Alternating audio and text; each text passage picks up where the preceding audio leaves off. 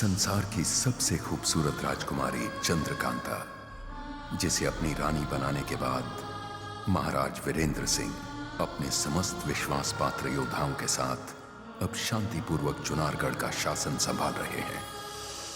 मगर महाराज शिवदत्त चंद्रकांता और चुनारगढ़ खो देने के बाद लाचार होकर वर्षों तक ना जाने कहां कहां भटकते रहे। सालों बीत जाने के बाद भी शिवदत्त के मन में बदले की आग सुलगती रही। तभी एक दिन अचानक चुनारगढ़ वापस जीतने की योजना लेकर शिवदत्त अपने अंतिम के लिए शिवगढ़ पहुंचे।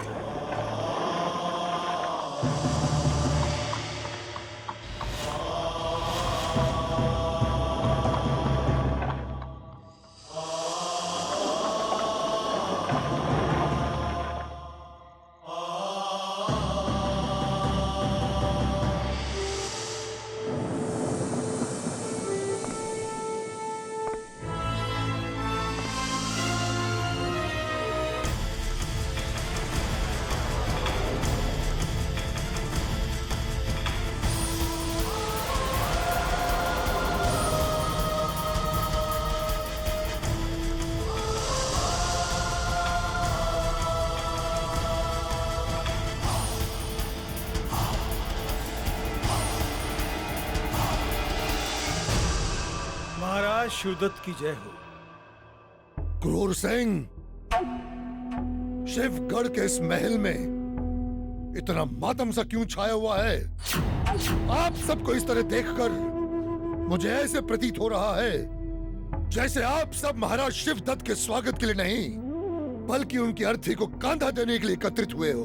महाराज, जब से चुनारगढ़ हमारे हाथों से छीन लिया गया है, हमारी सारी प्रजा, सारे मंत्री, तमाम दरबारी एकदम अनाथ से हो गए हैं। महाराज, हमने सिर्फ राज्य खोया है क्रूर सिंह, हमारे शरीर में प्राण अभी मौजूद हैं। तो फिर हमारी प्रजा अपने आप को अनाथ क्यों समझ रही है? महाराज, प्रजा को चुनारगढ़ से बहुत प्रेम था महाराज, और जिस प्रजा ने चुनारगढ़ के लिए अपना खून पसीना बहाया था, उसी चुनारगढ़ को वापस पाने के लिए आज खून के आंसू बहा रही है। महाराज, शत्रु वीरेंद्र सिंह से हम अपना राज्य अवश्य प्राप्त करेंगे क्रूर सिंह, परंतु उसके लिए हमें कुछ और समय चाहिए। चुनारगढ़ को हासिल करने के लिए हम ऐसी रणनीति पर काम कर रहे हैं जिसकी काट इस धरती पर मौजूद किसी भी महाबली के पास नहीं हो सकती। भानु प्रताप सिंह। हुक्म महाराज। पंडित जगन्नाथ को संदेश पहुंचा दिया जाए कि वे चुनारगढ़ पर विजय प्राप्त करने की योजना लेकर कल सुबह हमारे समक्ष, हमारे दरबार में उपस्थित हो जाएं। 12, 10, 22 क्या है शत्रु की ख्वाहिश?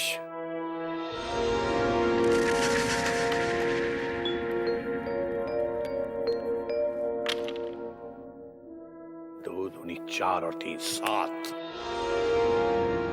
यदि महाराज शिवदत्त ने युद्ध किया तो उन्हें करना होगा पश्चाताप। अर्थात पंडित जी? अर्थात कुंवर वीरेंद्र सिंह का बल हमारे महाराज शिवदत्त की शक्ति पर भारी है। इस समय शत्रु के खिलाफ की गई हमारी हर चाल उल्टी पड़ सकती है। पंडित जी, कोई तो उपाय होगा जिसके द्वारा हमारा शत्रु परास्त हो सके। हमारा रमल तो यही कहता है कि शत्रु को तलवार के जोर पर नहीं, केवल बुद्धि के जोर पर पराजित किया जा सकता है। यदि इस समय महाराज शिवदत्त ने उनके खिलाफ युद्ध छेड़ा तो उन्हें पराजय के अलावा कुछ हासिल नहीं होगा। तो फिर शत्रु पर विजय कैसे? भानु, मैंने कहा है ना, कूटनीति के बल पर। शत्रु को तलवार की धार से नहीं, कूटनीति की धार से ही काटा जा सकता है, और युद्ध के लिए अभी समय अनुकूल नहीं है। पर क्रूर सिंह तो महाराज को शत्रु से युद्ध करने के लिए मूर्ख है क्रूर सिंह। उसके पास ना बुद्धि है ना बल है। अपने स्वार्थ के लिए वो किसी का भी गला कटवा सकता है। उसकी कोई भी सलाह महाराज के हित में नहीं हो सकती। यदि महाराज ने इस समय उसकी सलाह मानी तो चुनारगढ़ के पश्चात शिवगढ़ से भी हाथ धोना पड़ेगा। भानु, मैं कल सुबह महाराज से भेंट करने के लिए पहुंच रहा हूं। उस समय तक क्रूर सिंह महाराज से दूर ही रहे तो अच्छा है।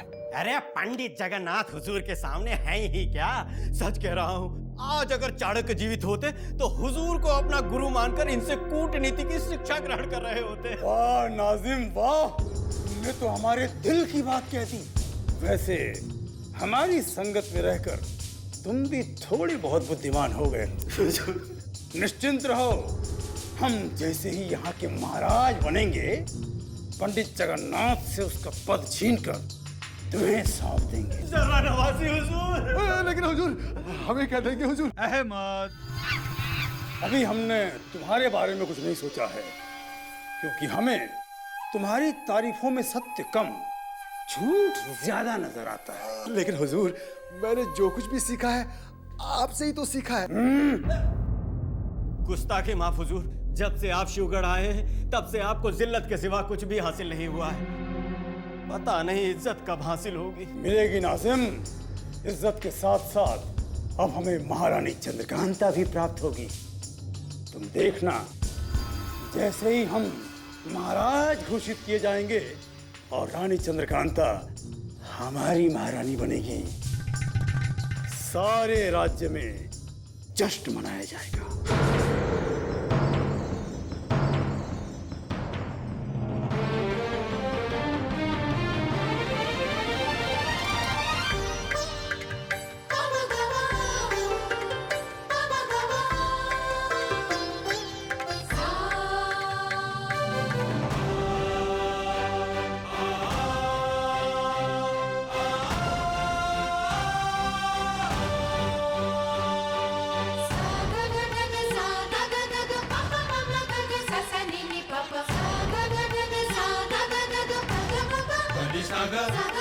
खुशियों के दीपक लगे जगमगाने, रोशन हुई है फिजाएं।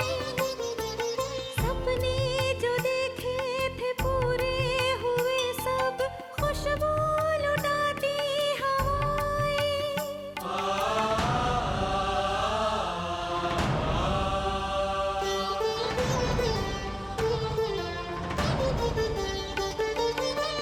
गीत होठों पे अपने सजाए, रंगों में डूबे नजारे। नए सुर नए राग को छेड़ती आए हैं शौक बहारें। समय की धारा पे लिखी है खूबसूरत कहानी।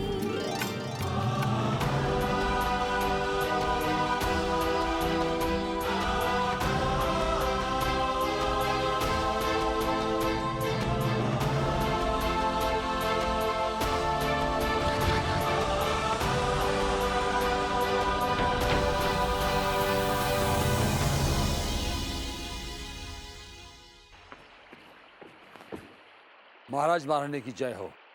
क्या बात है परमवीर सिंह, आप अचानक यहाँ, और आपके चेहरे पर इतना क्रोध क्यों झलक रहा है? पता चला है शत्रु एक बार फिर से हम पर घात लगाए बैठा है।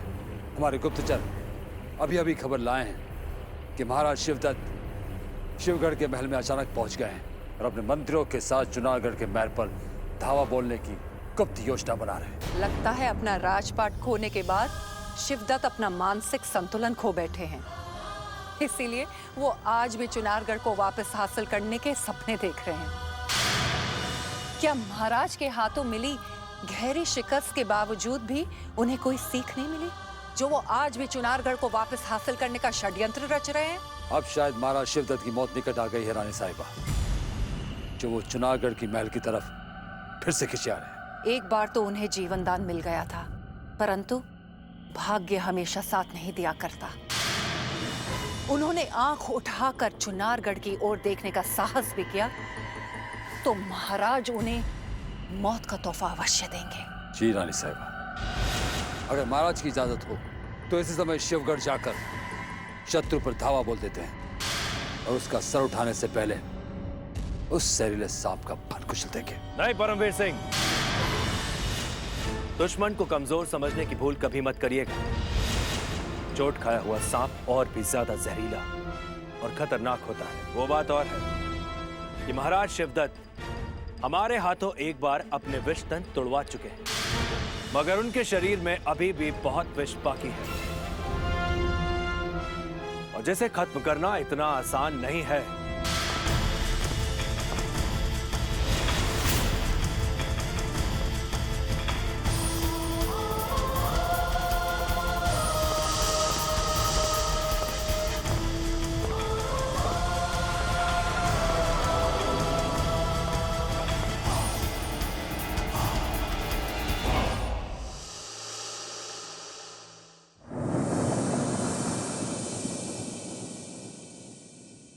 पंडित जगन्नाथ, महाराज की जय हो। पंडित जगन्नाथ, चुनारगढ़ की पराजय ने हमसे सब कुछ छीन लिया है। हमारे मंत्री, हमारी प्रजा और हमारे सैनिक निराशा में डूब चुके हैं। कोई ऐसी योजना बताइए पंडित जगन्नाथ, जिससे हम अपना खोया हुआ मान सम्मान फिर से प्राप्त कर सकें। महाराज, ग्रहों की चाल और मेरे रमल की गणना, इन दोनों के अनुसार आपको अपना खोया हुआ राज्य और सम्मान अवश्य प्राप्त होगा, किंतु अभी नहीं। इसके लिए आपको थोड़ा और धैर्य रखना होगा महाराज। हमें पराजित हुए वर्षों बीत चुके हैं पंडित जगन्नाथ, परंतु चुनारगढ़ की एक भी ईंट हम वापस नहीं ले सके हैं। हमारी प्रजा का क्रोध फूटने लगा है और अब शिवदत्त के धैर्य का बांध भी टूट चुका है। हमें बताइए पंडित जगन्नाथ, हम कौन सा मार्ग इख्तियार करें जिससे हम दोबारा चुनारगढ़ पर विजय प्राप्त कर सकें। मार्ग तो केवल एक ही है महाराज। केवल धैर्य और कूटनीति के मार्ग पर चलकर ही आप अपने शत्रु को परास्त कर सकते हैं और चुनावगढ़ किले पर एक बार फिर से अपना परचम लहरा सकते हैं। इस संसार में कूटनीति के महागुरु केवल आप ही तो हैं पंडित जगन्नाथ। कृपया कोई ऐसी योजना बनाइए जिसके जाल में फंसकर हमारा शत्रु वीरेंद्र सिंह खत्म हो जाए। वो योजना भी बन चुकी है महाराज। जैसे ही भानु प्रताप सिंह आपका संदेश लेकर मेरे पास आया, मुझे आपके मन की उथल पुथल का एहसास हो गया और मैंने तुरंत अपने दोनों अय्यार खुदा बख्श और अबू बकर को चुनावगढ़ के लिए रवाना कर दिया ताकि दुश्मन के किले में हमारे खिलाफ हो रहे षड्यंत्रों का पूरी तरह से पता लगाया जा सके।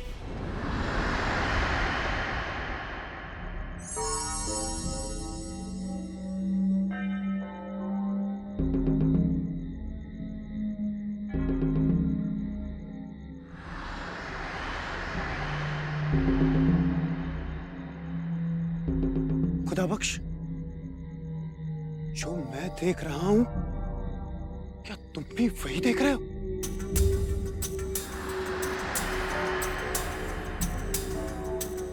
इतना कड़ा पहरा तो मैंने आज तक नहीं देखा। वो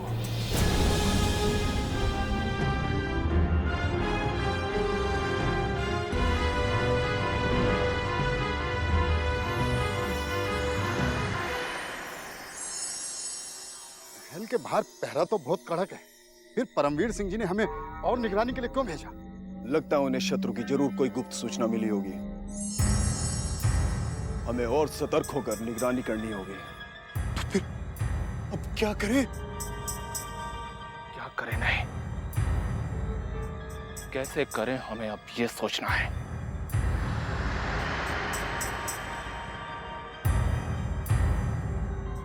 क्योंकि पंडित जगन्नाथ ने जो काम हमें दिया है उस काम को तो हमें हर हाल में करना ही पड़ेगा।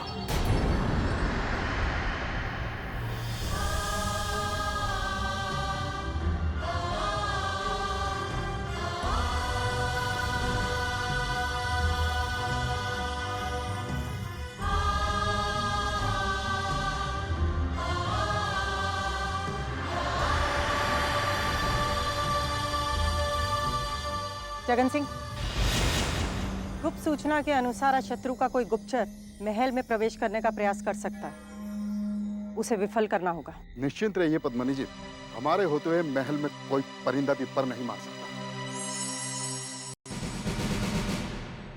और भूपेंद्र सिंह, महल के मुख्य द्वार पर सैनिकों का पहरा और कड़ा कर दिया जाए।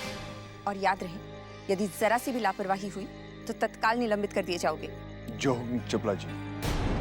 संग्राम सिंह कहाँ है? वो महल के उत्तरी द्वार पर है। चलो पद्मिनी, हमें संग्राम सिंह को भी तुरंत सतर्क करना होगा।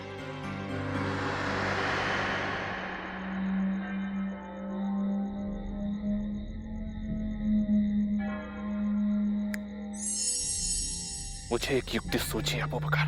मैं समझ गया। धीरे। अब तुम देखते जाओ मैं इस काम को कैसे करता हूं।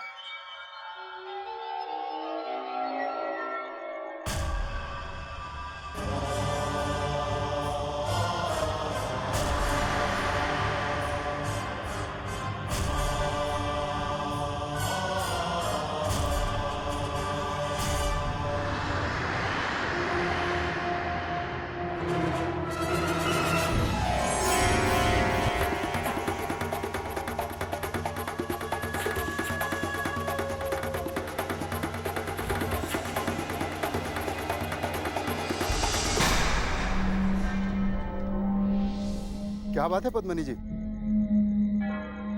आप तो चपला जी के साथ संग्राम सिंह को सतर्क करने गई थी, फिर अचानक वापस क्यों लौट आई? अपनी औकात में रहो जगन सिंह। शायद तुम्हें पता नहीं कि हमारा पथ क्या है, अन्यथा इस तरह का प्रश्न पूछने का तुम साहस कभी नहीं करते।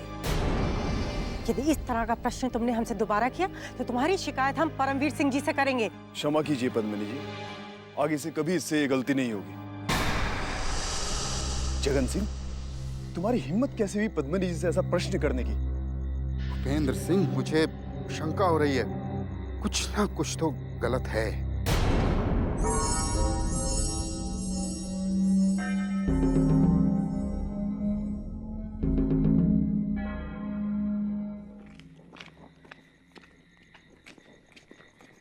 पद्मिनी, हम दोनों का इस तरह महल से एक साथ जाना ठीक नहीं। तुम महल जाकर सैनिकों पर दृष्टि जमाए रखो। संग्राम सिंह को मैं सतर्क करके आती हूँ। सही सोचा तुम्हारी, मैं भी यही सोच रही थी। मैं महल वापस जाती हूँ।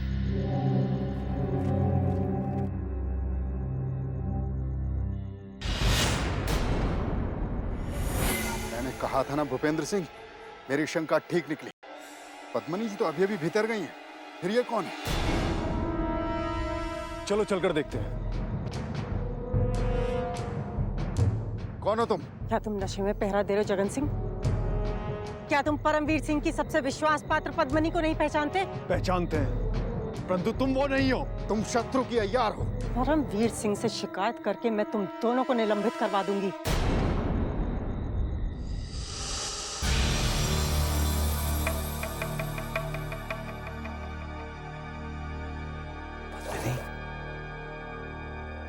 ये महारानी जी के कक्ष की ओर चोरी छिपे क्यों जा रही है?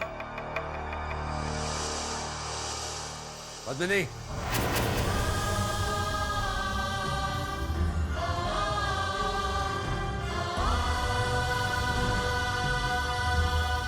पद्मिनी, तुम इस तरह छुपते छुपाते महारानी के कक्ष में क्यों जा रही हो?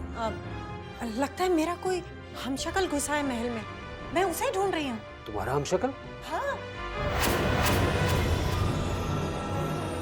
परमवीर सिंह जी, इनका हम शक्ल यार महल में घुसने की कोशिश कर रहा था, लेकिन उसे घेर लिया गया। ये तुम क्या कह रहे हो? देखा, मेरा शक यकीन में बदल गया। फौरन मेरे उस हमशक्ल यार को बंदी बना लीजिए। चले।